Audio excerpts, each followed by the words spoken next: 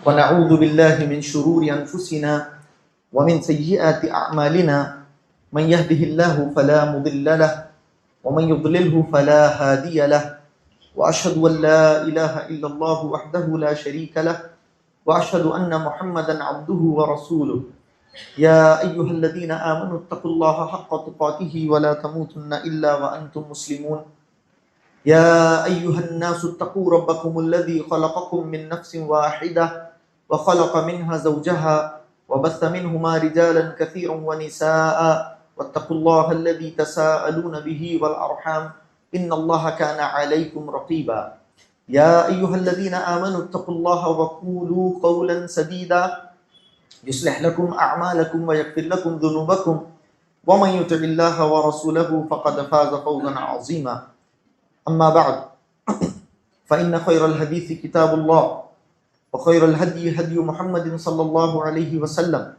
व शर्रल उमूरि मुहदसातुहा व कुल्ल मुहदसतिन बिदअह व कुल्ल बिदअतिन ज़लालह व कुल्ल ज़लालतिन फ़िन्नार फ़क़द क़ाल अल्लाहु तबारक व तआला फ़िल क़ुरआनिल मजीद वल फ़ुरक़ानिल हमीद फ़अऊज़ु बिल्लाहिस समीइल अलीम मिनश शैतानिर रजीम मिन हमज़िही व नफ़्ख़िही व नफ़्सिही बिस्मिल्लाहिर्रहमानिर्रहीम वल्लाहु जअल लकुम मिन बुयूतिकुम सकना रब्बिश्रह ली सदरी व यस्सिर ली अमरी वहलुल उक़दतम मिन लिसानी यफ़क़हू क़ौली रब्बि ज़िदनी इल्मा सुब्हानका ला इल्म लना इल्ला मा अल्लमतना इन्नका अंतल अलीमुल हकीम।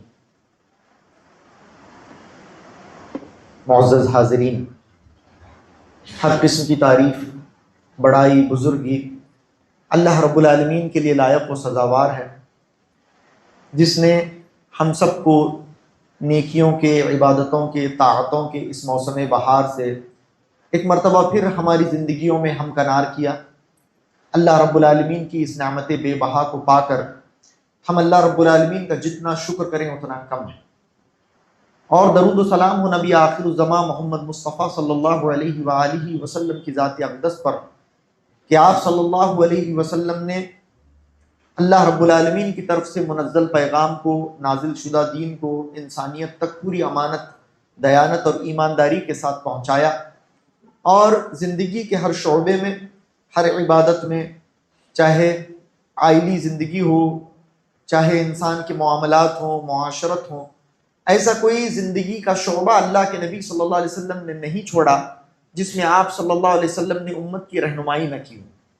आप सल्लल्लाहु अलैहि वसल्लम ने उम्मत की रहनुमाई की, भरपूर रहनुमाई की, यहाँ तक कि आप सल्लल्लाहु अलैहि वसल्लम खुद ये फरमा गए, तरक्तुकुम अला महज्जतिल बैदा, मैं तुम्हें एक रोशन शाहराह पर छोड़कर जा रहा हूँ, लैलुहा का नहारिहा, इतनी रोशन शाहराह, इतनी वाज़ेह तालीमात, इतनी गैर मुबहम तालीमात कि जिनकी रातें भी दिन से ज़्यादा रोशन है। एक ऐसे दीन पर मेरे नबी हमें छोड़कर गए हैं सल्लल्लाहु अलैहि वसल्लम कि जहां पर रात भी दिन से ज्यादा रोशन है। अब इसके बावजूद भी कोई आदमी गुमराह होता है, इसके बावजूद भी कोई आदमी शिर्क में मुब्तला होता है, इसके बावजूद भी कोई आदमी कुफ्र और निफाक में मुब्तला होता है, इसके बावजूद भी कोई आदमी गुमराह कुन अफकार और नजरियात का हामिल बनता है, तो ऐसे आदमी के बारे में हम यही कह सकते हैं कि ऐसे आदमी की हलाकत मुकद्दर है, यानी ऐसे आदमी की तकदीर में हलाकत है। यानी अल्लाह के नबी सल्लल्लाहु अलैहि वसल्लम ने ऐसे रास्ते, ऐसे वाज़ेह रास्ते पर हमें छोड़कर अल्लाह के नबी सल्लल्लाहु अलैहि वसल्लम गए हैं।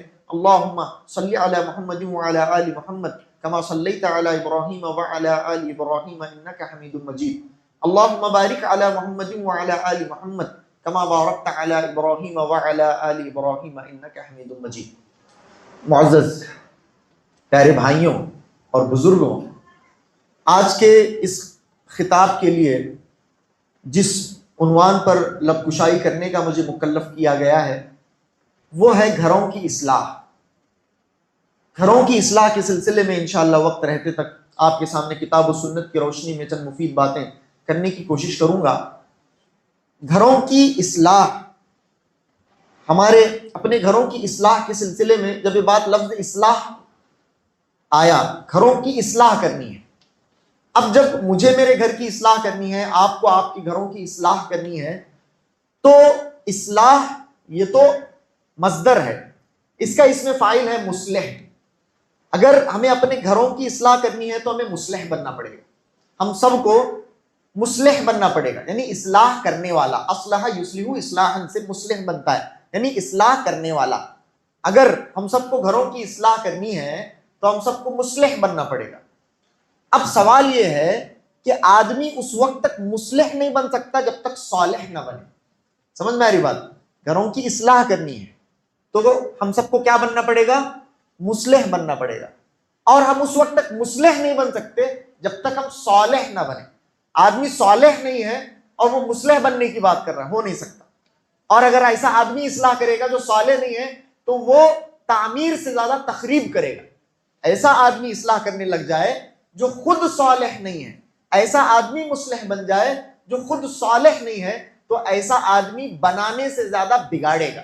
जी, जितने भी मुस्लिहीन हैं सबको, सबसे पहले हम जैसे नाकिसुल इल्म लोग जो बोलते हैं उनको ये सबसे अहम ये नुक्ता है जो उनके जहन में हमेशा होना चाहिए कि अगर तुम इस्लाह का काम कर रहे हो, अगर तुम मुस्लिह हो, तो तुम्हें सबसे पहले सालिह बनना पड़ेगा। अगर मुझे मेरे घर की इस्लाह करनी है तो मैं मुस्लिह बने बगैर इस्लाह नहीं कर सकता, और अगर मैं मुस्लिह बनना चाहता हूं तो सालिह बने बगैर इसका चारा नहीं। सालिह बने बगैर मैं इस्लाह नहीं कर सकता। तो सबसे पहले याद रखिए, आज के इस दर्स से कुछ आप लेकर जाएं या ना ले जाएं, अभी आप अगर आप उठकर चले गए तो भी कोई हर्ज नहीं, ये बात लेकर जाइए कि अगर मुझे मेरे घर की इस्लाह करनी है तो मुझे सालिह बनना पड़ेगा।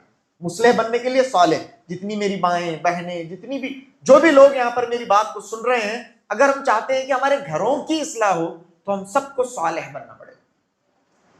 अगर हम सालिह बनते हैं, हमारे घरों की इस्लाह न कि सिर्फ आज हाल में बल्कि मुस्तकबिल में अल्लाह रब्बुल आलमीन करेगा। आज हमारे घरों की इस्लाह नहीं होगी, सिर्फ आज तो होगी ही होगी, और हमारी मौजूदगी में हमारे घर की इस्लाह नहीं होगी, बल्कि हमारी अदम मौजूदगी में भी अल्लाह रब्बुल आलमीन हमारे घर की इस्लाह करेगा। हमारे घर का बेड़ा अल्लाह रब्बुल आलमीन के जिम्मे होगा। क्यों? उसकी क्या दलील है? आपने देखा सूरह कहफ की आयत हम सुनते रहते हैं, अहले इल्म ने यह नुक्ता आपके सामने शायद बयान किया हो। हजरत मूसा और खिजर अलैहिस्सलाम, इन दोनों के जरिए अल्लाह रब्बुल आलमीन ने एक दीवार की मरम्मत फरमाई। ठीक है, एक दीवार की मरम्मत फरमाई तो हजरत मूसा अलैहिस्सलाम ने एतराज किया, जिन लोगों ने हमें मेहमान नहीं ठहराया, जिन लोगों ने हमें इज्जत से नहीं नवाजा, जिन लोगों ने हमें ठहरने नहीं दिया, हम लोगों को जिन लोगों ने पनाह नहीं दी, उनका गांव की एक दीवार को बिला किसी उजरत के, बिला किसी मुआवजे के हम क्यों दुरुस्त कर रहे हैं? हजरत खजिर और हजरत मूसा अलैहिस्सलाम के जरिए अल्लाह रब्बुल आलमीन ने उस दीवार को दुरुस्त फरमाया।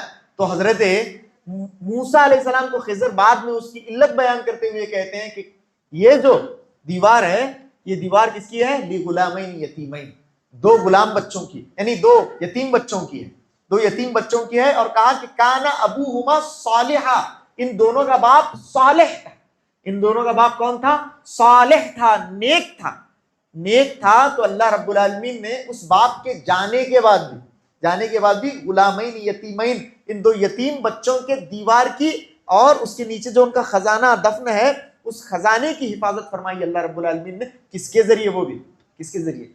मूसा अलैहिस्सलाम और हजरत खजिर के जरिए। तो मालूम ये हुआ कि जब हम सालेह बनते हैं तो हमारे घर की इस्लाह होती है, और हमारे घर की जो आदमी सालेह था, घर की नींव रखने वाला था, जिसने घर के अंदर ऐसी तरबियत दी, वो सालेह बना, मुस्लिह बना, घर वालों को सालेह बनाया, घर वालों को मुस्लिह बनाया।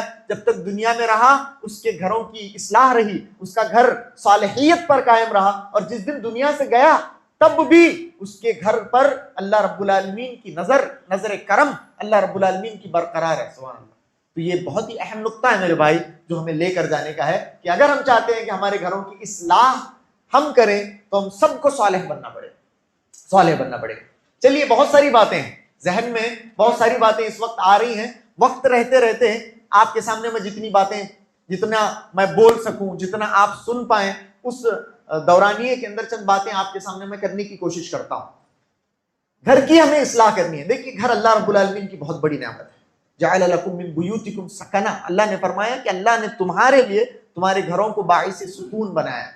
इंसान के लिए दुनिया के अंदर हर तरह के फितनों से, जाहिरी बातिनी, हर किस्म के फितने से बचने के लिए सबसे बड़ा मलजा, सबसे बड़ी पनाहगाह अगर कोई है तो उसका घर है। देखिए, कोरोना वगैरह ये वो सब आ गया, इतनी वबाएं आ गई, यानी ये जाहिरी फितने आ गए, बीमारियां आ गई, सब ने कहा कि घरों को लाजिम पकड़ो, घरों को लाजिम पकड़ो। बीमारियों से बचने के लिए, दुनिया के आफात से, बलाओं से, आसमानी आफात से, बलाओं से, बीमारियों से, बहुत सारी चीजों से बचने के लिए आदमी को चाहिए कि वो अपना घर पकड़े। इसके अलावा भी बहुत सारे जो फितने हैं, जाहिरी फितने, मा ज़हरा मिन्हा व मा बतन, इन तमाम के तमाम फितनों से अगर आदमी चाहता है कि वो महफूज रहे तो सबसे बड़ी पनाहगाह उसका अपना घर है। और याद रखें, जिस वक्त मैं मेरे काम में हूं, काज में हूं, मेरे स्कूल कॉलेज में हूं, पढ़ रहा हूं, लिख रहा हूं, इसके अलावा बैक टू होम, इतना मैंने कर दिया, अब मुझे घर को जाना है। इसके अलावा ये मेरा काम है, ये मेरा स्कूल है, कॉलेज है, ये मेरे स्टडी आवर्स हैं, ये मेरे ड्यूटी आवर्स हैं, इसका होते ही मुझे घर को जाना है, बिल्कुल घर में पहुंचना है। जैसे ही मैं घर में पहुंचा, मैं एक प्रोटेक्शन में पहुंच गया।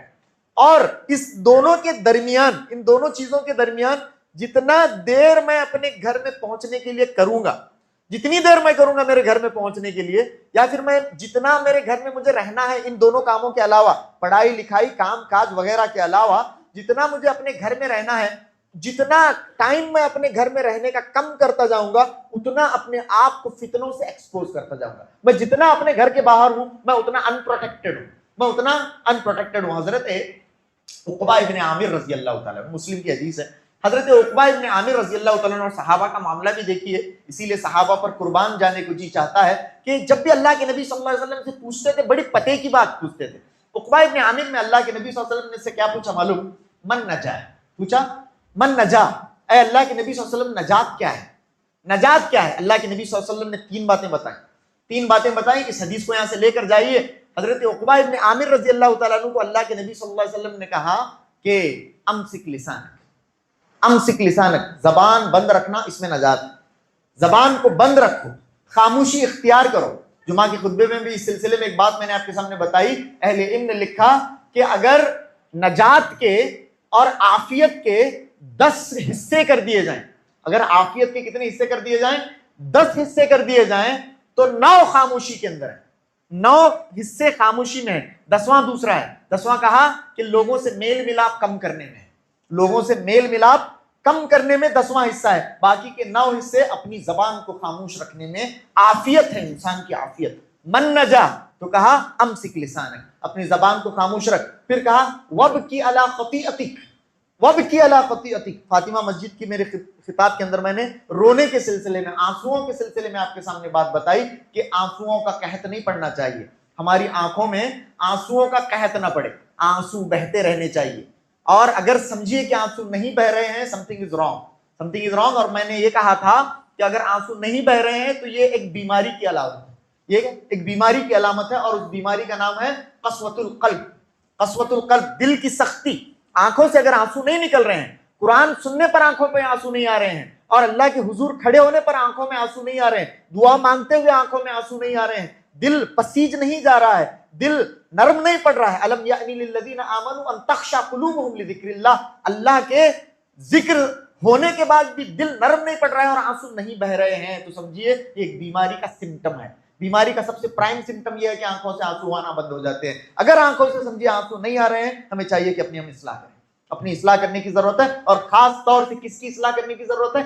दिल की इस्लाह करने की जरूरत है, और उन तमाम असबाब और वसाइल को इख्तियार करने की जरूरत है जिसका ताल्लुक दिल की नरमी से है। दिल को हमें नरम करना पड़ेगा। तो अल्लाह के नबी ने नजात की दूसरी सूरत क्या बताई? वबकी अला खतीअतिक, अपने खताओं पर रो, अपने खताओं पर पशेमान होकर रो। पहले कहा कि अमसिक लिसानक, जबान पर खामोशी छाए, दूसरा रोना आए, अपनी खताओं पर बंदा रोए, और तीसरी बात अल्लाह के नबी ने फरमाई वल यसाक बैतु, अपने घर को लाजिम पकड़ो, अपने घर को लाजिम पकड़ो। बैत याद रखिए, बैत अरबी में घर को क्या बोलते हैं? ये बार बार ये लफ्ज आने वाला है इस किताब के अंदर, इसीलिए ये लफ्ज याद रखें आप। क्या बोलते हैं अरबी में घर को? बैतुन, बैत बोलते हैं, ठीक है। अच्छा, उसकी जमा है, उसकी जमा बुयूत है। क्या? बुयूत। बैतुन बुयूतुन, बैत बोले तो घर, बुयूत बोले तो घर, यानी जमा उसकी, ठीक है। तो अल्लाह के नबी सल्लल्लाहु अलैहि वसल्लम ने फरमाया कि अपने घर को लाजिम पकड़ो। बंदा जितना अपने घर को लाजिम पकड़ा, तूबा, एक हदीस में फरमाया उस आदमी के लिए खुशखबरी है जिसने अपने घर को लाजिम पकड़ा, अपने इस खताओं पे रोया, अपनी जबान को जिस आदमी ने काबू किया और अपने घर को जिस आदमी ने लाजिम पकड़ा, अल्लाह के नबी ने फरमाया ऐसे आदमी के लिए दुनिया में खुशखबरी। कितनी बड़ी बात।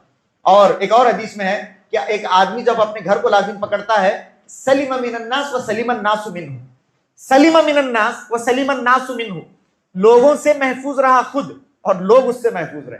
कितनी बड़ी बशारत। एक आदमी अपने घर में घर को लाजिम उसने पकड़ा, उसके घर को लाजिम पकड़ता है, अपने घर में रहता है, अपनी बीवी बच्चों के साथ रहता है, तो वो लोगों से महफूज रहा और लोग उससे महफूज रहे। मैंने जैसे आपके सामने बताया, जितना बंदा घर के बाहर रहेगा उतना फितनों से एक्सपोज रहेगा, उतना फितने उसे आ लेने का उतना ज्यादा इम्कान है। जितना अपने घर को गया, अपने घर में बैठा, बहुत सारे हमारे नौजवान बच्चे रातों में यहां वहां सड़कों पे, चौक के अंदर, यहां वहां, सारे के सारे फितनों को एक्सपोज हो जाते हैं। हम लोग घर को आ जाते, घर के आके सो जाता बेचारा, फितने में मुलविस नहीं होता। घर के अंदर चलिए, घर के अंदर चलिए, ये बहुत अहम चीज है मेरे भाई। ठीक है, तो ये हमारा जो घर है, हमारे लिए हमारा घर एक पनाहगाह है। अल्लाह के नबी ने फरमाया सल्लल्लाहु अलैहि वसल्लम कि अपने घरों को लाजिम पकड़ो। और क्या नहीं है भाई घर के अंदर, इंसान की सारी दुनिया तो उसके घर में है, उसके अपने वालिदैन उसके घर में है। कितना बड़ा अल्लाह रब्बुल आलमीन ने घर का मकाम रखा है कि हमारी सारी दुनिया तो सिमट कर उस चार दीवारी में आ गई।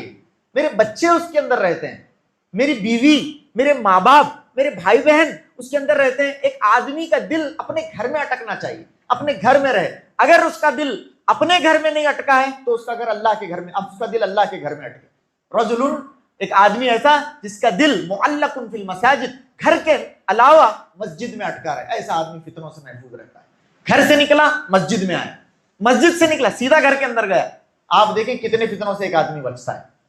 यानी चलते चलते फिरते फिरते कितने फितने हैं। जा रहे थे वहां बैंजो चले, ठहर ले, देखा जरा ठहर ले, क्या है ये फितना है, देख लेना। अच्छा ठहरा, चार जने लेको केक काट को मुंह को लगा रहे हैं, क्या क्या चले हो, सब फितना है, ये फितना है।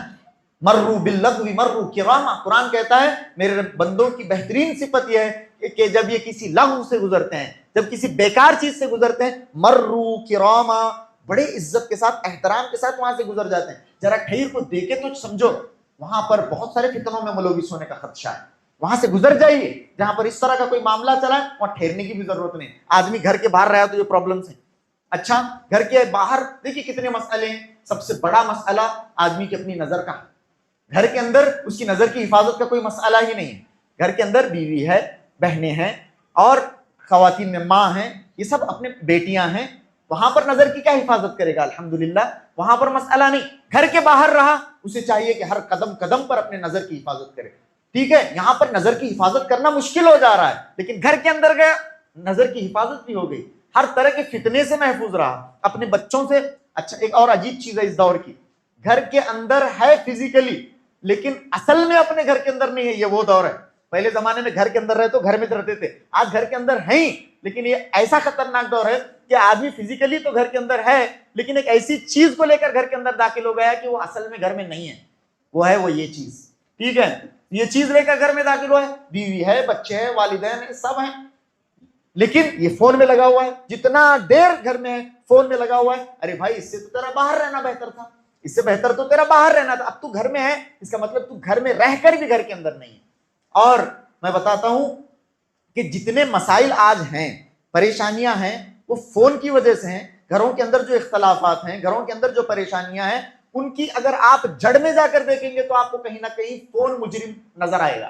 फोन मुजरिम नजर, बाप के दरमियान, बच्चों के दरमियान कम्युनिकेशन गैप है, बीवी और शोहर के दरमियान कम्युनिकेशन गैप है, भाई भाई के दरमियान कम्युनिकेशन गैप है। और जहां कम्युनिकेशन गैप हो जाता है वहां पर सब में बड़ा रोल किसका एक्टिवेट होता है, शैतान। शैतान वहां पर आ जाता है, शैतान वहां पर आ जाता है। तो हमारे लिए हमारा घर बहुत ही अहम जगह है जिसके अंदर बंदा दाखिल होके फितनों से महफूज रहता है। तो हमें चाहिए कि हम अपने घरों की इस्लाह करें, घरों की घेराबंदी करें। अच्छा चलिए, बहुत सारी बातें इस सिलसिले में हैं। कुरान के अंदर घरों का जब जिक्र आया, एक अजीबोगरीब घर का जिक्र है कुरान मजीद के अंदर, उसके सिलसिले में एक दो चार बातें करेंगे इंशाअल्लाह, उसके बाद आगे बढ़ने की हम कोशिश करेंगे। पहला नुक्ता याद रखिए, एक, आप उस वक्त तक अपने घर की इस्लाह नहीं कर सकते जब तक आप मुस्लिह ना बने, उस वक्त तक आप मुस्लिह नहीं बन सकते जब तक आप सालेह ना बने। अच्छा, आपको सालेह बनना है।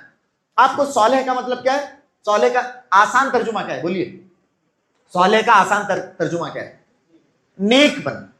आप उर्दू जबान के अंदर सालेह बोले तो क्या, नेक। जब तक मैं और आप नेक नहीं बनेंगे, सालेह नहीं बनेंगे, तब तक हम अपने घर की इस्लाह नहीं कर सकते। अच्छा, नेक बनने का इस्लामी तसव्वुर क्या है, नेक बनने की शुरुआत कहां से है, ये बताइए मुझे। नेक कब बनता है आदमी? सबसे पहली चीज उसे क्या करनी होगी कि वो नेक बने। नेकी का इस्लामी तसव्वुर, सालिहियत का इस्लामी तसव्वुर कहां से शुरू होता है, बताइए, कौन बताएंगे जी? बहुत अच्छा, भारी जवाब दिए, माशाअल्लाह। उन्होंने कहा कि नेक बनने का जो सफर है, सबसे पहला कदम है वो है तौहीद। जी, एक आदमी चाहे 1000 खूबियां अपने अंदर रखे, अगर उसके अंदर तौहीद नहीं है तो ऐसा आदमी नेक नहीं हो सकता। इस्लामी एतबार से इस आदमी के नेक होने का कोई तसव्वुर नहीं। याद रखिए इस चीज को। एक आदमी 1000 उसके अंदर अच्छाइयां हैं, लेकिन उस आदमी के अंदर शिर्क से बचने की सलाहियत नहीं, ऐसा आदमी सालेह हो नहीं सकता। याद रखिए, सालेह नहीं हो सकता ऐसा आदमी जिस आदमी के अंदर तौहीद नहीं है, जिस आदमी के अंदर शिर्क से नफरत और शिर्क से बेजारी नहीं है, ऐसा आदमी क्या नहीं हो सकता? सालेह नहीं हो सकता। तो सबसे पहले अगर हम चाहते हैं कि अपने घर की इस्लाह करें, तो सबसे पहले क्या करना पड़ेगा? सबसे पहले तौहीद परस्त बनना पड़ेगा, तौहीद वाला होना पड़ेगा, और शिर्क से हम बेजार हो जाएं। कुरान मजीद के अंदर अल्लाह रब्बुल आलमीन ने घरों में से एक घर की का जिक्र फरमाया, सूरह अनकबूत के अंदर। अनकबूत बोले तो क्या बोलो, देखिए कौन बोलेंगे? जब जरा नींद वगैरह आती थी, जिस तरह से थोड़ा इसे हम बायलैटरल करेंगे, ठीक है, 2 वेज, ठीक है, मैं भी बोलूंगा और आप भी थोड़ा बीच बीच में बोलते रहिए। और जो जरा मुझे सोते हुए नजर आएंगे, मेरे बुजुर्ग और बड़े लोग तो हैं, तो उनके साथ तो मैं गुस्ताखी नहीं कर सकता, अलबत्ता मुझसे छोटे बहुत सारे लोग मुझे यहाँ नजर आ रहे हैं। अगर मुझे कोई सोता हुआ नजर आया तो सीधा सवाल दाग दूंगा, ठीक है, सीधा सवाल आपके सामने, ठीक है। तो अच्छा, अनकबूत कुरान मजीद की एक सूरत है, ठीक है, आपने तरावी के अंदर रिसेंट डेज के अंदर ये तिलावत भी सुनी। अनकबूत का क्या मतलब है? अनकबूत का मतलब मकड़ी। जी, अल्लाह रब्बुल आलमीन ने कुरान मजीद में फरमाया, मसलुल लज़ीना इत्तखज़ू मिन दूनिल्लाहि औलिया कमसली अनकबूत इत्तखज़त बैता। इत्तखज़त बैता, बैत बोले तो घर, इत्तखज़त बैता व इन्न औहनल बुयूति लबैतुल अनकबूत व इन्न औहनल बुयूति, बुयूत बोले तो घरा, व इन्न औहनल बुयूति लबैतुल अनकबूत लौ कानू यअलमून। मकड़ी के घर की अल्लाह रब्बुल आलमीन ने यहां पर मिसाल बयान की। अल्लाह रब्बुल आलमीन ने कहा, देखिए, तौहीद के बगैर कोई घर की इस्लाह नहीं हो सकती। जिस घर में शिर्क है उस घर की इस्लाह नहीं हो सकती। ये बात आप याद रखें, तौहीद के बगैर किसी किस्म की इस्लाह नहीं। हमारे नजदीक तौहीद अहम है। तौहीद के बगैर किसी चीज की इस्लाह नहीं, किसी घर की इस्लाह नहीं, किसी मुआशरे की इस्लाह नहीं, किसी शहर की इस्लाह नहीं, किसी कम्युनिटी की इस्लाह नहीं। इस्लाह का कोई तसव्वुर तौहीद नहीं, तौहीद के बगैर हमारे पास है ही नहीं। बहुत सारे लोग आज इस तरह के इस नए दौर के अंदर जिन जिन फितनों ने सर उठाया है, उन फितनों के अंदर ये सबसे बड़ा फितना है कि लोग तौहीद को पते पुष्ट डाल रहे हैं, तौहीद को सेकेंडरी पोजीशन दे रहे हैं। तौहीद पीछे है, इनके नजदीक और भी दूसरी तीसरी चौथी चीजें बहुत ज्यादा अहमियत की हामिल हो गई हैं। और जहां तौहीद तौहीद हम कहे तो हम लोगों की बातें बेजार आने लग गई हैं लोगों के। क्या तौहीद तौहीद तौहीद, ये तौहीद का दौर गया। अब ये दौर कहीं का है? हुकूमत कायम करने का दौर है। एक दौर हुकूमत इस्लामिया के क़ियाम का है, निज़ाम इस्लाम के क़ियाम का है, इसके अंदर इत्तेहाद का दौर है। ये सब लोगों को मुत्तहिद होने का दौर है। तौहीद मुत्तहिद होने के लिए थोड़ा तौहीद के मामले में आगे पीछे भी जरा एडजस्ट, कहीं में एडजस्ट नहीं करते हम लोग। हर चीज में तो एडजस्टमेंट है, ठीक है, तौहीद में भी थोड़ा एडजस्ट हो जाइए। और जो हमारा जो बहुत बड़ा मकसद है, उस मकसद के हुसूल के लिए तौहीद को पैसे कुछ डाल दीजिए। आज देखिए मामला ऐसा हो गया है कि तौहीद के चक्कर के अंदर कितने बड़े बड़े फितने सर उठा रहे हैं। तौहीद से दूरी का जो चक्कर है, इस मामले में बड़े बड़े फितने सर उठा रहे हैं। तो ये आप लिख कर ले जाइए और इस चीज को अपनी जिंदगी का वतीरा और शिआर बनाइए कि मेरी अपनी जिंदगी के अंदर अल्लाह की तौहीद का मकाम कोई चीज नहीं ले सकती। और जब तक हमारे सांस में सांस है और हमारा दिल चालू है, तब तक याद रखें इस चीज को, तब तक तौहीद हमारी जिंदगी का असल मकसद रहेगा। हम और हमारी नस्लें दुनिया में जिएंगी तो हालत तौहीद पर जिएंगी और जिंदगी के अंदर तौहीद की इशाअत और फरोग का काम करेंगी। और जिस दिन दुनिया से जाएंगे हालत तौहीद पर जाएंगी। इस बात को याद रखें, और इससे बड़ा कोई मकसद नहीं है, ये अहम है। हाँ, और इसी की बरकत के सबब अल्लाह रब्बुल आलमीन आपको क्या देगा? जो उरूज आपको चाहिए, जो कमाल आपको चाहिए, जो चाहते हैं कि आपका ये हो, आपका वो हो, उरूज मिले, कमाल मिले, आप तो तीसरी चौथी पांचवी चीजों के अंदर जो कि गैर अहम है उसके अंदर अपना उरूज तलाश कर रहे हैं। हम आपको बताएं कि आपका उरूज और कमाल किसके अंदर मुज़मिर है? तौहीद के क़ियाम के अंदर मुज़मिर है। अगर आप तौहीद पर खालिसतन कायम होते हैं, अल्लाह रब्बुल आलमीन आपको उरूज तो ऐसे ही दे देगा। उरूज क्या है? अल्लाह रब्बुल आलमीन के हाथ में कौन सी चीज नहीं है? अल्लाह वलिल्लाहि ख़ज़ाइनुस समावाति वल अर्ज़, उरूज, कमाल, गलबा, ये तो आपको यूं ही मिल जाएगा। सहाबा इकराम ने तौहीद के लिए काम किया। सहाबा इकराम के पैरों में बादशाहों के ताज आए और सहाबा उन ताजों को ठोकर मारा करते थे। कहीं को तौहीद की वजह से। तौहीद तो ये है तौहीद। तो अल्लाह रब्बुल आलमीन ने यहाँ पर मकड़ी की मिसाल बयान की, कहा मसलुल लज़ीना इत्तख़ज़ू मिन दूनिल्लाहि औलिया, जिन लोगों ने अल्लाह के अलावा किसी को माबूद बनाया, उनकी मिसाल मकड़ी की जैसी। क्या करती है मकड़ी? इत्तख़ज़त बैता, वो एक घर बनाती है। देखिए कुरान मजीद के अंदर अल्लाह रब्बुल आलमीन ने जानवरों का जिक्र फरमाया और अल्लाह रब्बुल आलमीन के बारे में खुद अल्लाह ने फरमाया कि इन्नल्लाह ला यस्तही अन यज़रिब मसलन मा बऊज़तन फमा फ़ौक़हा। अल्लाह को कोई शर्म नहीं है कि अल्लाह रब्बुल आलमीन मकड़ी की, मक्खी की, मच्छर की, इस तरह की किसी भी चीज की मिसाल, उसकी मखलूकात हैं और उसे कोई शर्म नहीं है कि वो किसी की भी चीज, किसी की भी मिसाल बयान करे। अल्लाह रब्बुल आलमीन इन चीजों की मिसाल बयान करता है और मोमिनीन समझते हैं कि इन मिसाल के अंदर क्या हिकमत है, क्या गहराई इस मिसाल के अंदर है, ये मोमिनों को समझता है कि। लेकिन काफिर और जो कम अक्ल लोग हैं वो तो कहेंगे मादा अरादल्लाहु बिहादा मसला, अल्लाह रब्बुल आलमीन ने ये मिसाल क्यों बयान की, अल्लाह रब्बुल आलमीन इस मिसाल को बयान करके क्या कहना चाह रहे हैं, उनको नहीं समझ में आती हो। अहले तौहीद और अहले दानिश और अहले अक्ल के लिए ये इन मिसालों के अंदर बहुत गहराई है, बहुत गहराई। यहाँ पर अल्लाह रब्बुल आलमीन ने मकड़ी के घर का तज़किरा फरमाया। घरों की इस्लाह के अंदर ये चंद अहम चीजें मैं आपके सामने बताता हूँ। अल्लाह रब्बुल आलमीन ने मकड़ी के घर का तज़किरा कहा, इत्तख़ज़त बैता, वो घर बनाती है और सबसे कमजोर और बूदा घर, सबसे कमजोर घर किसका है? मकड़ी का घर है। इसके अंदर क्या चीजें हैं? देखिए बहुत सारी बातें इसके अंदर हैं। सबसे पहले मकड़ी के बारे में अल्लाह रब्बुल आलमीन ने मकड़ी का जिक्र फरमाया, दूसरे जानवर का यहाँ पर जिक्र नहीं है, मकड़ी का भी बतौर खास अल्लाह रब्बुल आलमीन ने जिक्र फरमाया। जब इसकी तहकीक की गई तो पता चला कि आज दुनिया के अंदर 30,000 से जायद, कितने? 30,000 से जायद स्पीशीज ऑफ स्पाइडर है। यानी मकड़ी की कितनी किस्में दुनिया के अंदर हैं? अलग अलग टाइप, 30,000 से जायद अलग अलग किस्म की मकड़ियां दुनिया के अंदर मौजूद हैं जी, अलग अलग किस्म की, बारीक से बारीक लेकर बड़ी से बड़ी, और उसके अंदर जहरीली, कम जहरीली, ज्यादा जहरीली, नहीं जहरीली, इस तरह से अजीब और गरीब किस्म की मकड़ियां दुनिया के अंदर मौजूद हैं। कलरफुल हैं, काली पीली हैं, अजीब और गरीब किस्म की, कितनी किस्म की मकड़ियां मौजूद हैं दुनिया के अंदर? 30,000 से जायद किस्म की मकड़ियां दुनिया के अंदर मौजूद हैं। उनके अंदर बहुत सारी स्पीशीज ऐसी हैं।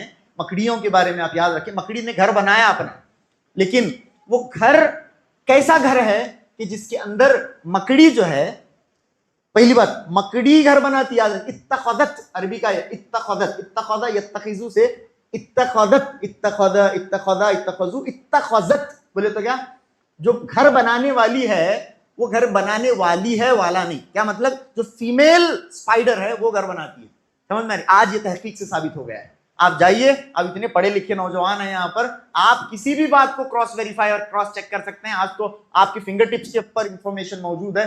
मकड़ी जो घर बनाती है उसका मेल पार्टनर मकड़ी का वो घर नहीं बनाता है। कौन घर बनाते हैं? उसकी वो जो फीमेल पार्टनर होती है, जो मकड़ी होती है, फीमेल मकड़ी होती है, वो घर बनाती है। कुरान कहता है इत्तख़ज़त बैता। उस जमाने में 1450 साल पहले जब ये कुरान नाजिल हुआ तब मकड़ी का जेंडर किसने चेक किया होगा? अगर ये अल्लाह का कलाम नहीं है, ठीक है, अगर ये अल्लाह का कलाम नहीं है तो ये मकड़ी है कि मकड़ा है, किसने चेक किया होगा? ये अल्लाह का कलाम है भाई। ये जो इंकिशाफात हो रहे हैं आपके सामने, ये अल्लाह का कलाम है। अल्लाह रब्बुल आलमीन ने कहा इत्तख़ज़त बैता।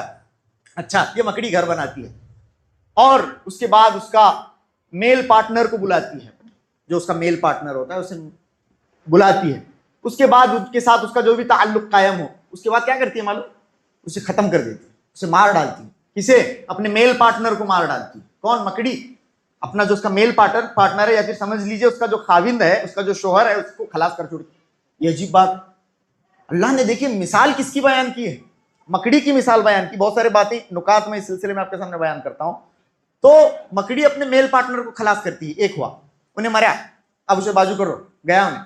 अब उसके बाद ये अंडे देती है वगैरह वगैरह, अपने बच्चे पैदा करती है। ये बच्चे जैसे ही बड़े होते हैं, ये बच्चे दो काम करते हैं। एक तो आपस में एक दूसरे को मारकर खाना शुरू कर देते हैं जी, आपस में एक दूसरे को ये बच्चे मारकर खाना शुरू कर देते हैं। और एक काम करते हैं, जो बच्चे अपनी मां को खाते हैं, जो बच्चे और जरा बड़े हुए, सबसे पहला काम क्या करते हैं? अपनी मां को खलास करते हैं। उसकी मां उनके बाप को खलास करी, ठीक है, तो और ये अपनी मां को खत्म कर देते हैं। ये सारी साइंटिफिकली प्रूवन बातें हैं, यहां वहां की बातें नहीं है, ठीक है। वो बच्चे मां को खा रहे हैं, मां बाप को खा रही है। ये घर कैसा घर है भाई? ये घर कैसा अजीब व गरीब घर है, इसके अंदर कैसा अनरेस्ट है, कैसी बेचैनी इसके अंदर है। सबसे बड़ी बात अल्लाह रब्बुल आलमीन ने मकड़ी और शिर्क की मिसाल देकर क्या बताने की कोशिश की है, ऐसा घर जिस घर के अंदर तौहीद नहीं है उस घर के अंदर ऐसा ही अनरेस्ट हो, उस घर के अंदर ऐसी ही बेचैनी हो। समझ में आ रही बात? उस घर के अंदर रिश्तों का यही हाल होगा। जो रिश्ते तौहीद से मजबूत नहीं है, जो तौहीद के बंधन से आपस में नहीं बंधे हैं, अल्लाह के डर और खौफ के बंधन से आपस में जो रिश्तों की घेराबंदी नहीं हुई है, उस घर के अंदर ऐसी ही बेवफाई होगी, उस घर के अंदर इसी तरह के मामले होंगे आपस में रिश्तों का, उस घर के अंदर यही हाल होगा। समझ में आ रही बात? बहुत बड़ा अहम, अल्लाह ने तौहीद के बयान में शिर्क की मजम्मत में मकड़ी और मकड़ी के घर का जिक्र किया। इसीलिए कुरान मजीद ऐसा ही नहीं है, कुरान मजीद बहुत गहरा कलाम है। कुरान मजीद को पढ़ना है तो डूबना पड़ता है बंदे को। और ये वो कलाम है भाई जो आज से 1450 साल पहले नाजिल हुआ। जिस दिन नाजिल हुआ उस दौर में, उस दौर के लोगों के लिए सारे के सारे मसाइल का हल इस कुरान मजीद के अंदर था।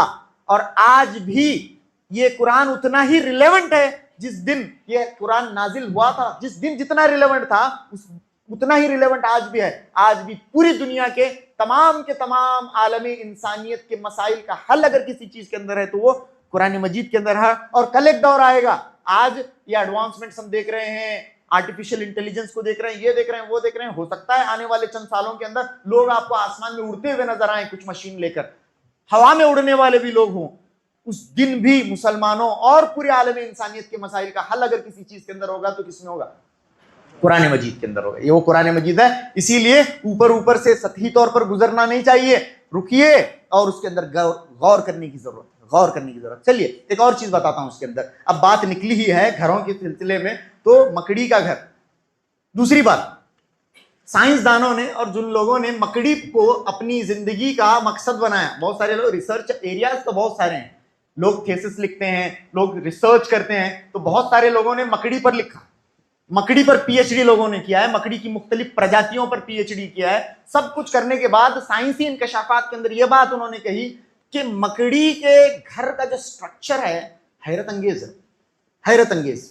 आदमी की अक्ल दंग रह जाए। एक मामूली मखलूक है, लेकिन जब उसके घर को स्टडी किया गया अंडर पावरफुल माइक्रोस्कोप्स और मैग्नीफायर्स के अंडर, जब उसके घर को देखा गया, उसके पास क्या इंच पट्टी है, उसके पास क्या स्केल है, उसके पास क्या वेइंग मशीन्स हैं, उसके पास क्या है, लेकिन जो कैलकुलेशन बताई उन्हें उसके अंदर और जो उसकी ज्योमेट्री है, बिना किसी आले के, कोई उसके पास आला नहीं, कोई स्केल नहीं, कोई नापने की चीज नहीं, कोई क्या वो हमारे पास बोलते नहीं ओडम्बा गिडम्बा क्या क्या बोलते हैं, तो बहुत कुछ भांगकाम के टाइम पर, ठीक है, ऐसा कुछ नहीं है उसके पास। लेकिन लोगों ने बताया, साइंसदानों ने बताया कि ऐसी ज्योमेट्री और ऐसी सिमेट्री, उसके अंदर ऐसा जो कैलकुलेशन और ऐसा बैलेंस, हैरत अंगेज, इतनी चलती हो।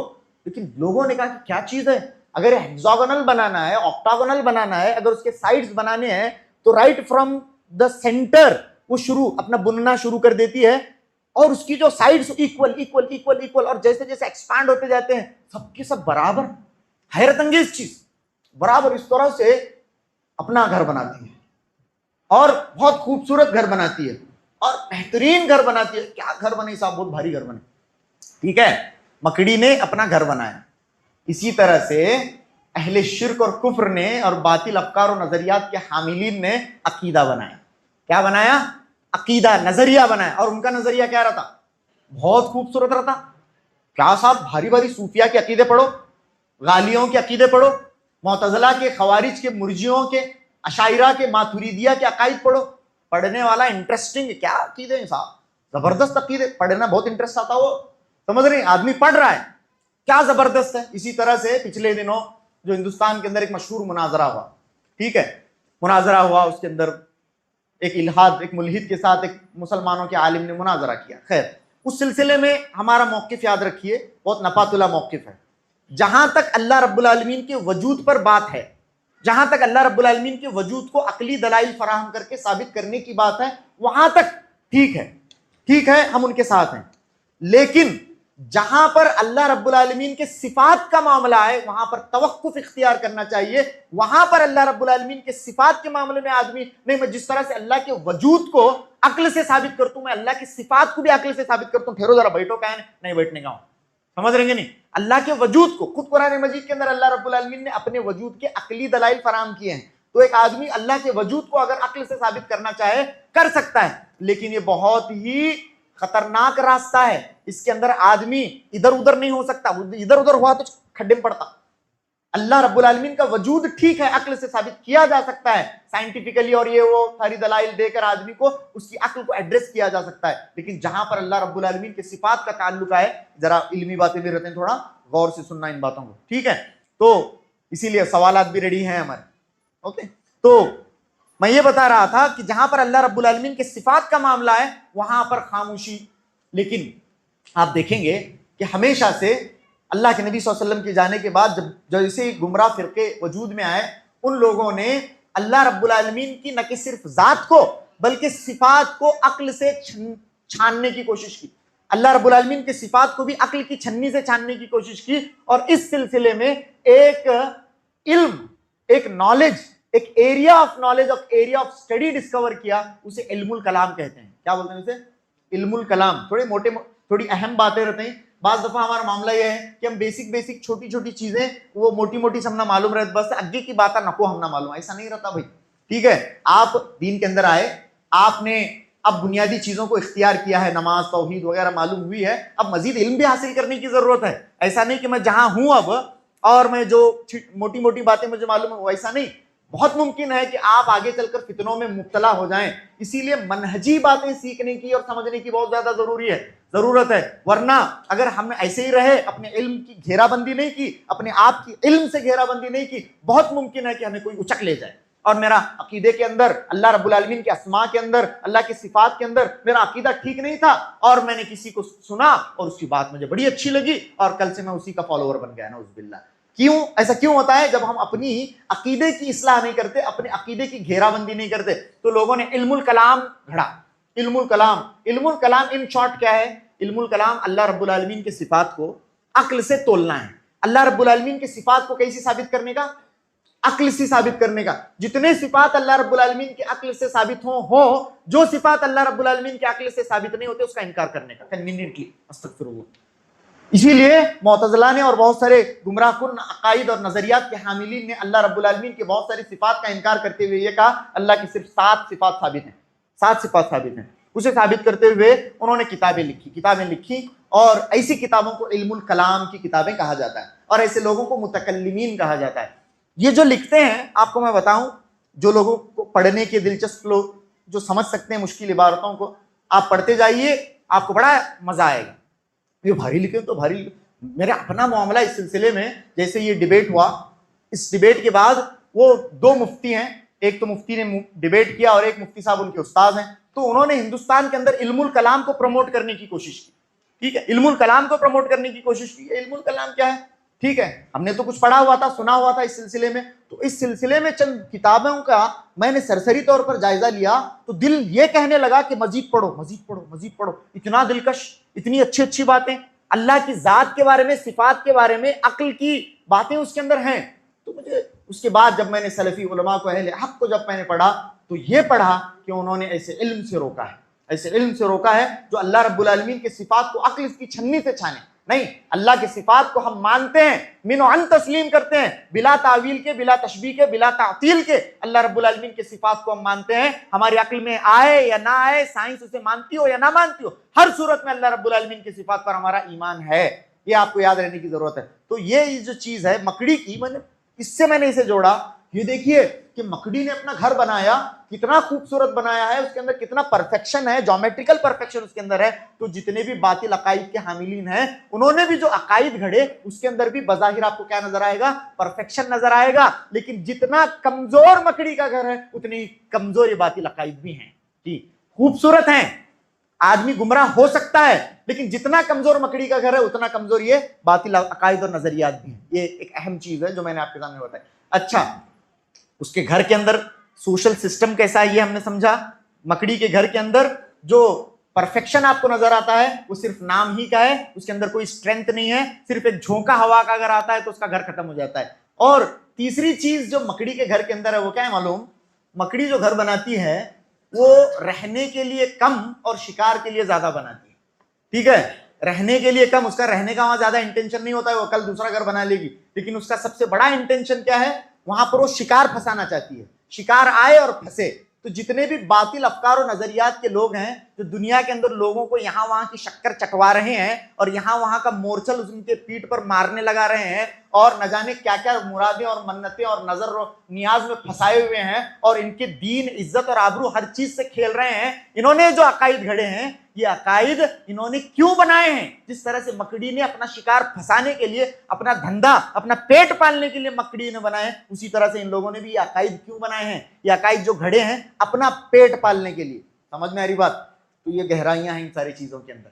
समझ में आ रही?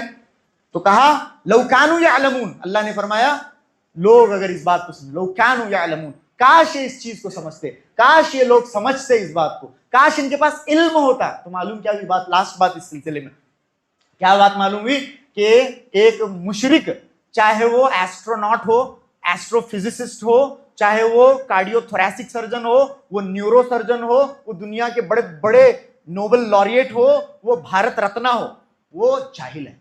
वो क्या है? वो जाहिल। अगर वो मुशरिक है वो जाहिल। ये बात लिख लीजिए, आए ऐसे लोगों की हमारे दिल में कोई इज्जत नहीं। जो मुशरिक है वो जाहिल है, चाहे वो कुछ भी हो।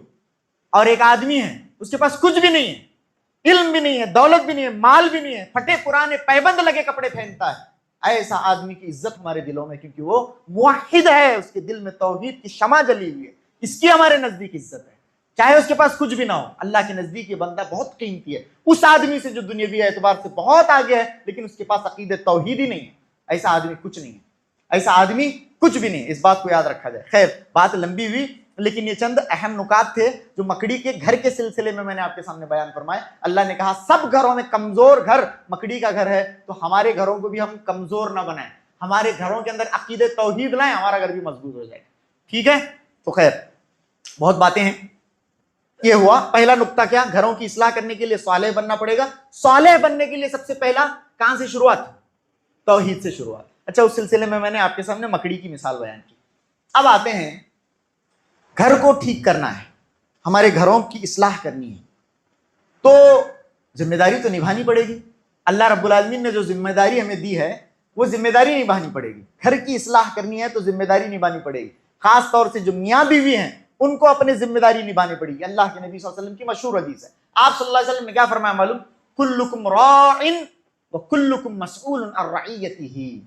अल्लाह के नबी सल्लल्लाहु अलैहि वसल्लम ने फरमाया तुम में का हर कोई निगरान है, तुम में का हर कोई राई है और तुम में का हर कोई अपनी रईयत के बारे में पूछा जाने वाला है। अच्छा, हम में का हर कोई निगरान है, हम में का हर कोई राई है अपने घर के ऊपर। एक मर्द अपने घर वालों के ऊपर, अला अहली बैतिही वल मर्उ राइन अला अहली बैतिही वल मरअतु राइयतुन अला बैति ज़ौजिहा व अहलिही। और औरत भी राइया है, औरत भी निगरान है, मर्द भी निगरान है अपने घर वालों का, औरत भी निगरान है अपने घर की, अपने शोहर के घर की, अपने शोहर के बच्चों की, औरत भी निगरान है। औरत को निगरान बनना पड़ेगा और मर्द को भी निगरान बनना पड़ेगा। अच्छा, फिर यहां पर फिर गहराई आ गई। गहराई क्या है इसके अंदर मालूम? इससे पहले भी मैं अपने एक खिताब के अंदर इसका तफसीली तज़किरा कर चुका हूं, वो है राइन। अल्लाह ने कहा कुल्लुकुम राइन, तुम में का हर कोई निगरान है। निगरान हम तर्जुमा कर रहे हैं, लेकिन राई का क्या मतलब है? अहले इल्म भी यहां पर बैठे हैं, उनको मालूम है कि राई का क्या मतलब है। राई का मतलब चरवाहा, चरवाहा, शेफर्ड जिसे बोलते हैं इंग्लिश में, चरवाहा।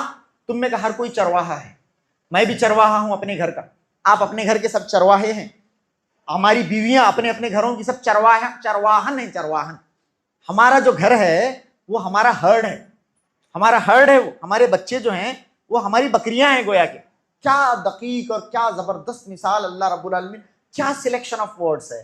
बाज़ दफा पढ़ने वाला हैरत में पड़ जाए। अल्लाह ने फरमाया कि तुम निगरान, हमें लोग निगरान निगरान निगरान नहीं, तुम में हर कोई निगरान है, तुम में हर कोई निगरान, ये ट्रांसलेशन करते हैं। असल में उसका मतलब ये वर्ड का ये कहां से निकला, कहां से डिराइव्ड, कहां से ये वर्ड? तो कहा कि चरवा, तुम में हर कोई चरवाहा है, और जो हमारा घर है, हमारे बीवी बच्चे जो सब हैं, ये हमारे लिए बकरियों की हैसियत रखते हैं, हमें उनके साथ बकरियों का सा मामला करना पड़ेगा। अच्छा, अब यहां पर एक दो चार बातें बताता हूं। बकरियों का मामला, ऊंट का चरवाहा अलग। ऊंट कैसा है बोलो? उसका मेंटेनेंस कम है बहुत। क्या उन्हें क्या खाता मालूम है तुमने? हाँ, कैक्टस दिए तो खाता, क्या दिए तो खाता, भी चुप जाता, पानी तो देने की जरूरत नहीं, कितने दिन के बाद पीता उन्हें पानी, उसका मेंटेनेंस नहीं है क्या भी। और भी दूसरे जानवरों का बहुत ज्यादा परेशानी नहीं, सख्त जानवर। आप दूसरे जानवरों को, बैल, गाय, भैंस और इसी तरह से घोड़े हो गए, दूसरे जानवर गद्दे गिद्दे ले, तुम्हें बहुत मजबूत रहते हो, बकरी कैसा जानवर है, बकरी का चरवाहा, राइन। बकरी एक ऐसा जानवर है, मैंने खुद देखा, मैंने 2-4 बकरियां पाली तो पता चला अपने एक इसके अंदर, तो कितनी केयर की जरूरत है इसे, कितना केयर लगता है आदमी को। बकरी अगर कोई पाल रहा है तो बहुत ज्यादा सतर्क और बहुत ज्यादा कॉशियस और बहुत ज्यादा केयरफुल होना चाहिए। यानी एक एक बकरी है, बाज दफा जब बकरियां पालता है, जो लोग बकरियां पालते हैं, आप उन्हें जाकर मिलिए इस हदीस को समझने के लिए। अहले अरब और अरब उलमा ऐसा ही करते हैं। हदीस के अंदर ये लफ्ज आया, हदीस के अंदर ये लफ्ज आया, बाज हदीस के अल्फाज को समझने के लिए अहले इल्म कहां जाकर पढ़े मालूम? सहराओं में, वहां के बदवी लोग, वहां के जो खेड़े के लोग आते नहीं, उन्होंने वो लफ्ज यूज करते हैं। हदीस में जो लफ्ज आया है, ये लफ्ज वहां के लोग इस्तेमाल करते हैं, ये लफ्ज वहां उन्होंने कहां इस्तेमाल करते हैं, वो जाकर उनके साथ पढ़ को, वहां से समझ को इन चीजें। अहले इल्म कुरान की गहराई को समझने के लिए, इस हदीस को समझने के लिए जाको किसे मिलना मालूम? किसी चरवाहे को मिलो जो बकरियां चराता है, वो आपको बताएगा कि कितने केयर की जरूरत है, कितने केयर की जरूरत है। यानी हमने देखा कि देखते देखते सब जने हैं खा रहे हैं, आपने चारा डाला, सब जने खा रहे हैं, एकला खा रच नहीं, वहां ठहरे खा रच नहीं, वो बकरी जो भी है आ रहा नहीं, कहीं को नहीं आ रहा उन्हें, रोज भाग खाने वाला अचकी नहीं आ रहा, ये देखना है। डाल को चारा जाग छोड़ने का नहीं रहता। अगर सब रोज जिस रफ्तार से भाग कर आकर खा रहे हैं खाना, वो देखना है। अगर कोई नहीं आ रहा है तो देखना है कौन लंगड़ रहा उसमें, ये देखना है, हर चीज देखनी है।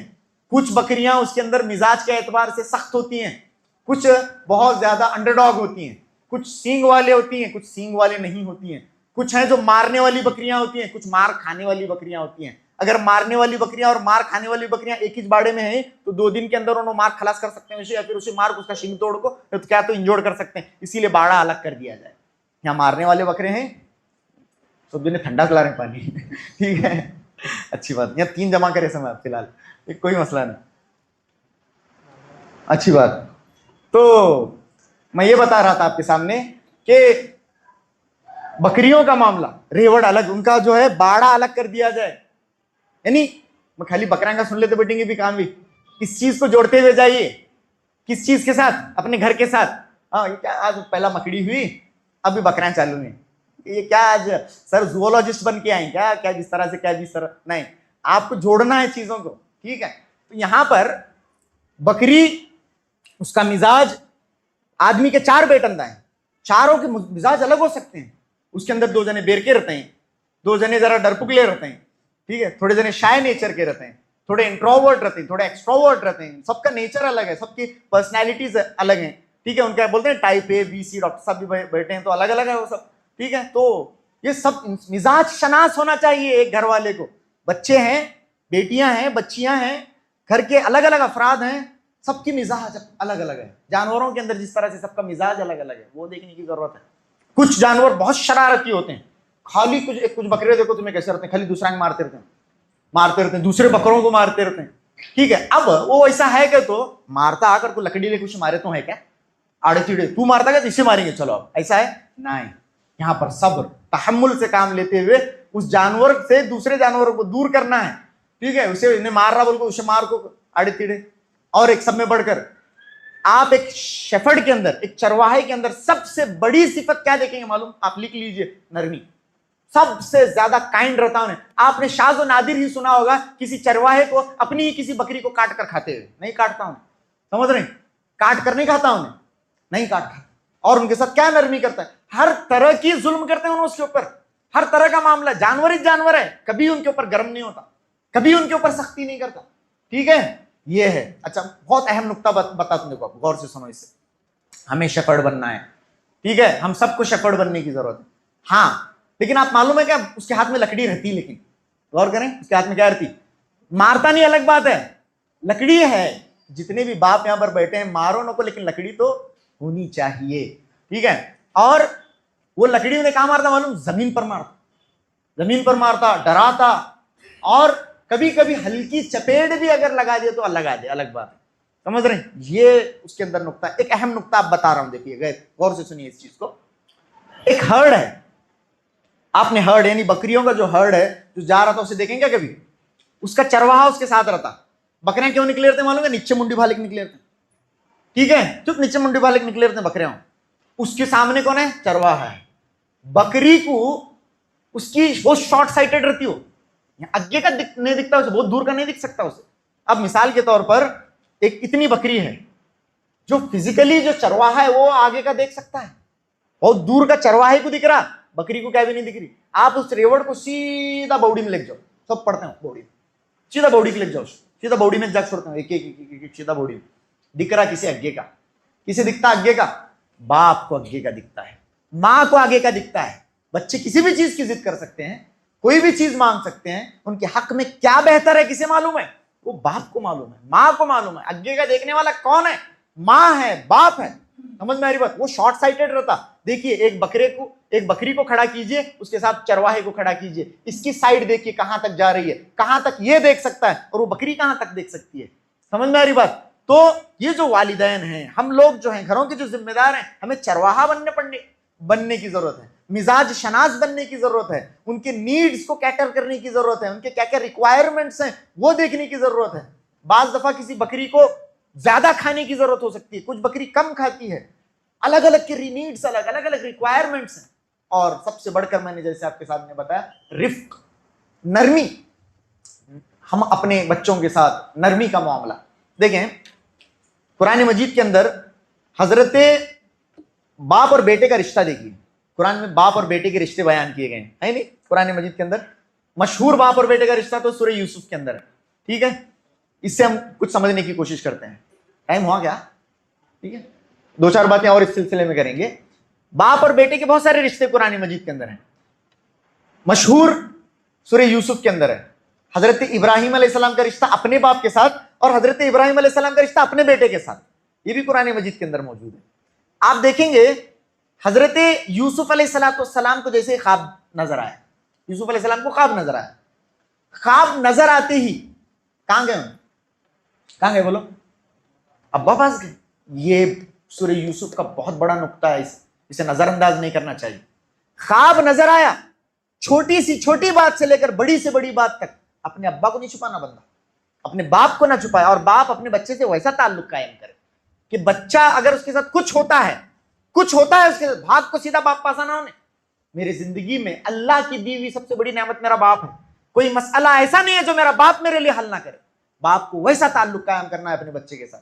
समझ में आ रही बात? हजरत यूसुफ अलैहिस्सलाम भागकर अपने अब्बा के पास गए और कहा, या अबती, ऐ मेरे अब्बा, इन्नी रअयतु अहद अशरा कौकबन वश्शम्स वल क़मर रअयतुहुम ली साजिदीन। ऐ मेरे अब्बा, मैंने वो ख्वाब देखा, चांद सूरज 11 सितारे देखे, वो सब सारी चीजें, वो मेरा उन्वान नहीं है। सब में पहले कहां गए? अपने अब्बा के पास गए। आज हमारे घरों का सबसे बड़ा असल मसला कम्युनिकेशन गैप है। बाप और बेटे टेबल पर आते ही नहीं, बैठते ही नहीं, बात करते ही नहीं। क्या मसला है भाई? हमने सुना है, हमने अपनी सोसाइटी के अंदर 5,000 का कर्जा 5 लाख का हुए। कितने का कर्जा? 5,000 का कर्जा था, बाप से छुपाया नहीं। 5,000 का, 10,000 का कर्जा आज 5-10 लाख का हो गया है। किसी वजह से गलती हो गई, ठीक है, लेकिन हमने अपने बच्चों के साथ ऐसा ताल्लुक ही नहीं कायम किया। घर को मर रहा है नहीं बाप, डर को मर रहा। अब्बा को बोले तो क्या करते हैं कि मेरे साथ क्या करते हैं। बचपन ही से बाप ने अपनी पर्सनैलिटी को और अपने मिजाज को ऐसा पोर्ट्रे किया है बच्चे के साथ कि आज वो कुछ भी शेयर करने के लिए तैयार नहीं, कोई भी मामला शेयर करने के लिए। वहां से फितने जन्म ले रहे हैं, वहां जो कम्युनिकेशन वॉइड आ रहा है हमारे दरमियान, ये फितनों का असल सबब है। तो ये हजरत यूसुफ अलैहिस्सलाम को आप देखें कि दौड़कर कहां गए? अपने अब्बा के पास गए। आज चाहिए कि इस तरह का ताल्लुक लोग अपने बच्चों के साथ कायम करें, ठीक है? या अबती कहा, अच्छा या अबती, देखो यहाँ पर बहुत गहरी बातें हैं, सारी चीजें तहकीक कीजिए जाकर खुद। ये जो भी मैंने आपके सामने नुकात बताए हैं, यानी ऐसा भी ना हो क्या उन्होंने बोले सो सस्त तो हमने क्या आता, ऐसा भी नहीं, सारी मुहक्कक बातें हैं, ठीक है? या अबती जो है, इसके अंदर दो चीजें हैं।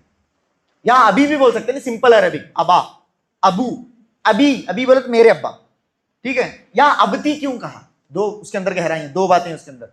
इसके अंदर बेइंतहा मोहब्बत है सबसे पहले, और बेइंतहा एहतराम है दूसरी चीज। अबती के अंदर क्या है? आपने अरबी की लुगत की किताबें उठाकर गहराई में जाएं, अबती के अंदर क्या है? दो बातें, एक बेइंतहा मोहब्बत, दूसरा बेइंतहा एहतराम। मैंने आपके सामने ये बताया कि बच्चों के साथ घुल मिल जाइए, उनके साथ बेहतरीन ताल्लुक कायम कीजिए, उनके साथ दोस्ताना सुलूक हो, और वो जब आए जो भी उनका मसला हो वो आपसे खुलकर शेयर कर पाएंगे, सब हो। लेकिन यहां पर मुमकिन है कि आपका अदब और एहतराम कॉम्प्रोमाइज हो जाए, है कि नहीं? अदब और एहतराम कॉम्प्रोमाइज हो सकता? बहुत ज्यादा दोस्त बच्चों के साथ इतना ज्यादा क्लोज हुए, बोले तो उन्हें बाद में भी अलग ही छोड़ता हूं, समझ रहे नहीं? वो भी अलग मसला है। लेकिन अबती के अंदर एहतराम भी है।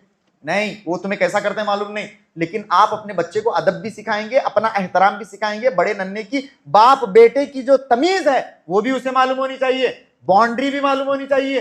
ठीक है, ये बहुत इंपॉर्टेंट है। वरना ऐसा हुआ कि बाप बेटा बहुत क्लोज हैं, लेकिन उसके अंदर बाप बेटी की तमीज ही बाकी नहीं रह गई। बाप और बेटे का अदब और एहतराम और दोनों के दरमियान जो तफाउत है, जो अल्लाह ने कायम किया है, जो तफाजुल है जो अल्लाह ने कायम किया, उसे हमने मिटा कर रख दिया। ये भी नहीं चाहता है कुरान। ठीक है, जहां पर बच्चा बाप से मोहब्बत करे, बाप बच्चे से मोहब्बत करे, वहीं पर एहतराम, अपने वालिद का सबसे ज्यादा एहतराम, ये भी हमें अपने बच्चों को सिखाने की जरूरत। समझ में? ये अबती से मालूम होता है। बहुत सारे लोगों के बारे में ये गुटका अच्छे तो अब्बा घस देते हैं बच्चे को, ला बाबा तू भी मैं दोनों जने हो, चुन्ना ला ये ला। और हमारे मुआशरे के अंदर ऐसा नहीं कि कोई ऐसी ही बात कर दी, लोगों को हमने देखा है, लोगों के बारे में सुना है, गुटका सिगरेट शेयर करते हैं, बाबा फैशन क्या, बहुत लिबरल हो गए साहब, बहुत मॉडर्न हो गए। ऐसी मॉडर्निज्म पर और ऐसे लिबरलिज्म पर अस्तगफिरुल्लाह, अपने बच्चे के साथ सिगरेट शेयर कर रहा, अपने बच्चे के साथ इस तरह का गुटका, और अपने बच्चे के साथ नौजुबिल्ला, आज तो बहुत अब मॉडर्न का दौर है साहब, उसकी लड़कियों के मसले हो और उसकी गर्लफ्रेंड्स के बातें हो, वो सब शेयर करेंगे तेनों बाप बेटा नौजुबिल्ला। कहां भी मेरी तकरीर से ये दर्श लेके जाएंगे, इसीलिए ठहर को वाज़ेह कर रहा हूं इस चीज को। अबती से या अबती के अंदर जहां मोहब्बत है वहां पर हद दर्जे का एहतराम मौजूद, हद दर्जे का एहतराम है उसके अंदर। ये एहतराम हो बाप बेटे के अंदर, समझ में आ रही बात? हजरत ये हुआ इन्हीं के खानदान से, इनके जद्दे अमजद हजरत सैयदना इब्राहिम अलैहिस्सलाम और हजरत इस्माइल अलैहिस्सलाम का क्या मामला है? वहां भी अबती है, वहां भी या बुनैया है जी। वहां हजरत इब्राहिम अलैहिस्सलाम ने अपने बेटे से क्या कहा? इन्नी अरा फिल मनामी अन्नी अज़्बहुका फंजुर माज़ा तरा, ऐ मेरे बेटे मैंने ख्वाब में देखा है कि मैं तुझे ज़बह कर रहा हूं। क्या इताअत है जी बाप की, क्या इताअत है, सुभान अल्लाह। या अबतिफ अलमा तुअमर सतजिदुनी इंशाअल्लाहु मिनस साबिरीन। ऐ अब्बा, या अबती, यहां भी आ देखो, या अबती, ऐ मेरे प्यारे अब्बा, और एहतराम भी मोहब्बत भी आप वो कर गुजरिए जिसका आपको हुक्म दिया गया है। सतजिदुनी इंशाअल्लाहु मिनस साबिरीन, आप मुझे जरूर पाएंगे अल्लाह अगर चाहे तो सब्र करने वालों में से। तो यहां पर क्या कहा? या अबती कहा। क्या एहतराम है, क्या अदब है, क्या बाप की इताअत है हजरत इब्राहिम अलैहिस्सलाम की। और उन्होंने कहा या बुनैया, या बुनैया। वहां देखिए हजरत याकूब अलैहिस्सलाम, या बुनैया ला तक़सुस रुय्याका अला इख्वतिक बोले। हजरत याकूब अलैहिस्सलाम, ऐ मेरे बेटे अपने भाइयों को ख्वाब ना सुना। क्या बोले? या बुनैया बोले। हजरत इब्राहिम अलैहिस्सलाम अपने बेटे को क्या बोले? या बुनैया बोले। हजरत लुकमान अलैहिस्सलाम अपने बेटे को क्या बोले? या बुनैया बोले। और एक पैराग्राफ सूरह लुकमान उठाइए, एक पैराग्राफ में 3 बार बोले। कितने बार? 3 बार, या बुनैया, या बुनैया, या बुनैया। क्या मतलब इसका? या बुनैया का क्या मतलब है? मोहब्बत है उसके अंदर, हद दर्जे की बहुत मोहब्बत। बुनैया इब्नुन की तस्गीर है, तस्गीर बोले तो ऐ मेरे लाडले प्यारे बेटे। अब्बा बाप बोले तो हमारे इंडियन सोसाइटी के अंदर खास तौर से बाप एक हार्शनेस का, स्ट्रिक्टनेस की एम्बॉडीमेंट रहता है। यानी हार्शनेस और स्ट्रिक्टनेस को अगर जिस्म आए तो उन्हें बाप दिखता। क्या दिखता उन्हें? बाप ऐसा बनता। यानी हार्शनेस, स्ट्रिक्टनेस, सख्ती अगर किसी इंसानी रूप में आए तो उन्हें कैसा दिखती? बाप जैसा दिखती। ऐसा मसला है हमारा। गाड़ी की डगडगई, गाड़ी सुनाई, घर के अंदर क्या माहौल होता है? भागा भागी, भागा भागी, ये हो वो, कैसा किन होता कि नहीं पढ़ ले तो बैठना होने, क्या भी होना, इस तरह का नहीं। अल्लाह के नबी की सुन्नत भी नहीं है। ठीक है, हाँ भागा भागी होनी चाहिए थी, लेकिन इसे गले पड़ने के लिए आकर, बाप को कूद कर गले लगने के लिए नहीं। ऐसा करेगा तो देखो हाँ बहुत वो प्रॉब्लम नहीं, वो हमना नहीं मालूम थी, वो प्रॉब्लम भी हो सकती है जहां पर अदब कॉम्प्रोमाइज हो जाए, एहतराम कॉम्प्रोमाइज। लेकिन हमना ये नहीं मालूम, आप कैसे हैंडल करते हैं वो आपका लुक आफ्टर है, आपका मसला है, वो आपको ये करना पड़ेगा। ऐसा एक ताल्लुक कायम करके दिखाना होगा, जैसे कायम किया है साहबा ने, जैसे कायम किया है अल्लाह के नबी सल्लल्लाहु अलैहि वसल्लम ने, जैसे कायम किया है इन अंबिया ने, यूसुफ ने याकूब के साथ अलैहिस्सलाम, इब्राहिम ने इस्माइल के साथ अलैहिस्सलाम। क्यों हम नहीं कायम कर सकते? जहां पर अदब भी बाकी रहे, एहतराम भी बाकी रहे, रिफ्क भी हो, नरमी भी हो, मोहब्बत भी हो। क्यों ऐसा ताल्लुक नहीं कायम किया जा सकता घरों के अंदर?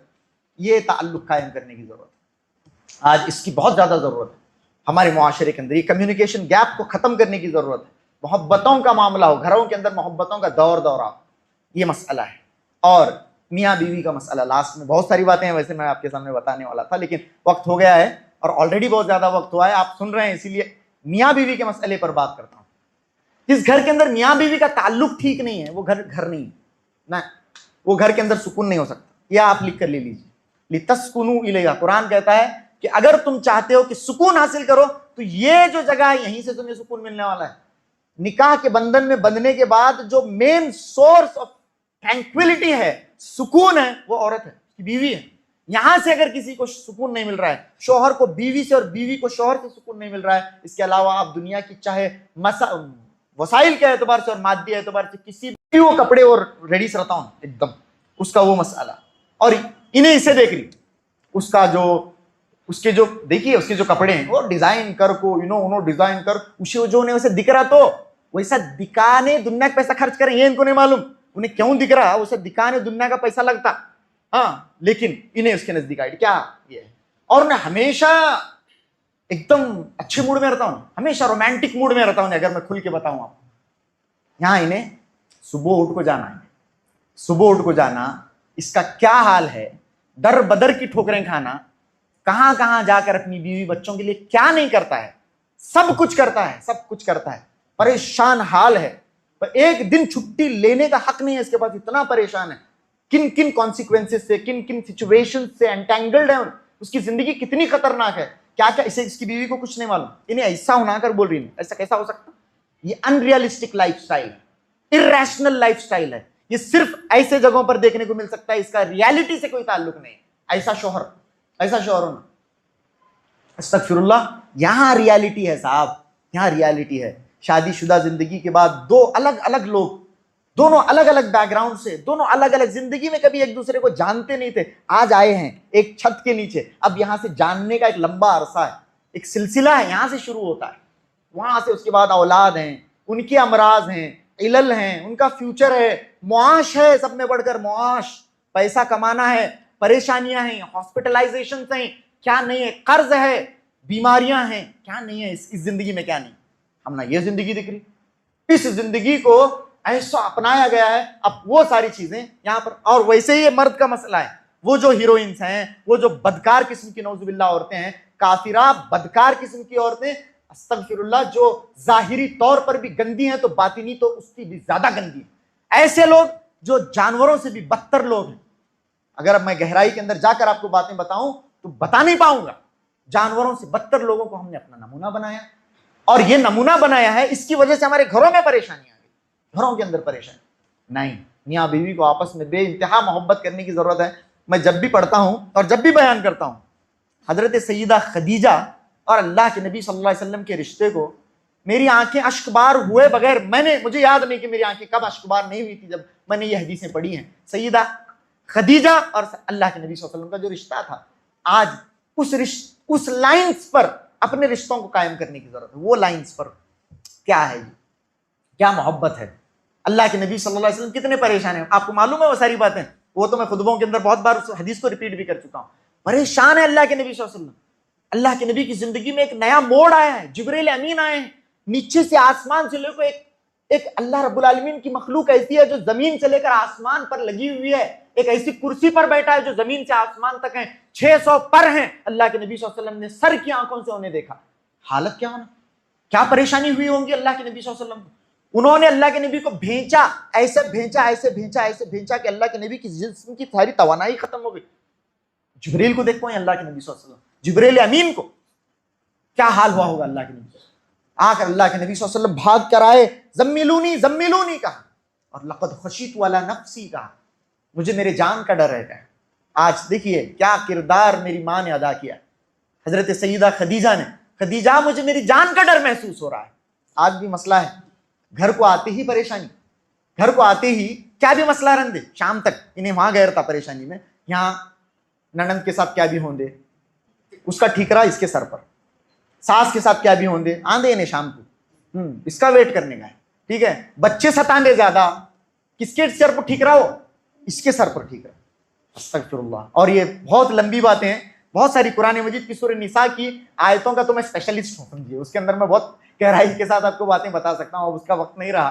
बहुत अहम बातें हैं वहां पे, सूरह निसा का रुकू है, वो पढ़िए जाकर। कहां से पढ़ना बोलो, अर्रिजालु कव्वामून अलन निसा से पढ़ो, क्या आयतें हैं वो, और खास तौर से आईली जिंदगी में जाने से पहले ये आयता रटना, रट कर तफसीर के साथ आयतें याद करो। कौन से? अर्रिजालु क़व्वामूना अलल निसा बिमा फ़द्दलल्लाहु बअदहुम अला बअद व बिमा अनफ़क़ू मिन अम्वालिहिम। ये आयतें बहुत इंपॉर्टेंट आयतें हैं। और वहां पर एक नेक बीवी की सिफत को और डेफिनेशन किसने बयान की है?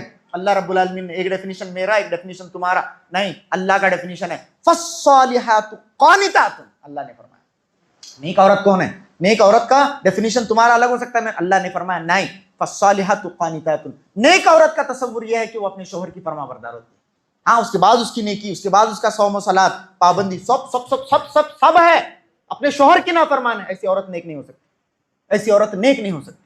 अपने शोहर के साथ बदजुबानी करने वाली औरत नेक नहीं हो सकती। फ़स्सालिहातु क़ानितातुन हाफ़िज़ातुन लिल-ग़ैबि बिमा हफ़िज़ल्लाह। बहुत गहरी आयतें, बहुत गहरी आयतें। और मियाँ बीवी का जो कॉन्फ्लिक्ट है वो भी बयान किया। वल्लाती तख़ाफ़ूना नुशूज़हुन्ना फ़इज़ूहुन्ना वहजुरूहुन्ना फ़िल मज़ाजिअ। वहां पर ये बयान अल्लाह रब्बुल आलमीन ने किया। जिन औरतों के अंदर तुम टेढ़ देखते हो उनको क्या करो? उनको नसीहत करो और उन्हें अपने बिस्तरों से अलग करो, अपने बिस्तरों से अलग करो। ये भी मसला है, मैं बहुत बारी नुक्ता बयान करता हूँ।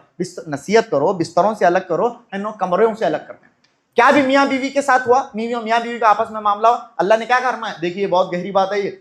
बिस्तरों से अलग करो, नाराजगी का इजहार करो, कमरों से नहीं, कमरे से अलग, हार आग छोड़ने का, पूरे घर वाले बुलाने का, उसे इन्हें रुसवा करना, इन्हें उसे रुसवा करती। बचाच क्या? अब रात को गुजरने देते, रात गुजरती तो बहुत मुमकिन था कि बात गुजरती, नहीं गुजरने देते। शुक्र लगाने का, इन्हें उनके अम्बा को फोन लगाने वाला है, उनके बाबा को उन्हें फोन लगाने वाला है।